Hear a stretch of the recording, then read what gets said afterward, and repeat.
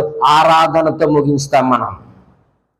అక్కడ గానుగ చాటున ఉన్నాడు, హింస పరిస్థితుల్లో ఉన్నాడు, భయపడుతూ బ్రతుకుతున్నాడు, ఒంటరిగా ఉన్నాడు. కానీ ముగింపు ఎలా ఉందో తెలుసా? బలిపీఠం ముందు నిలబడ్డాడు. అక్కడ గానుగ చాటున ఉన్నాడు, ఇక్కడ బలిపీఠం ముందు దేవుడు విడిచిపెట్టలేదు విద్యాన్ని.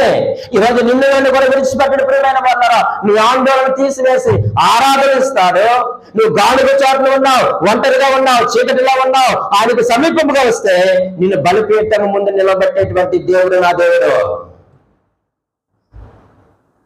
అక్కడ ఒంటరిగా ఉన్నాడు, ఇక్కడ దేవునితో ఉన్నాడు. అబ్బా, ఎంత గొప్ప ధన్యత అండి. అక్కడ ఎలా ఉన్నాడు చెప్పండి?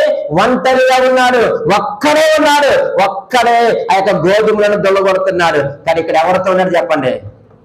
మాట్లాడి ఎవరితో ఉన్నాడు? ఈరోజు మరి నువ్వు దేవుడితో ఉన్నావా? దేవుడు మనతో ఉన్నాడా? ఒకసారి ఆలోచన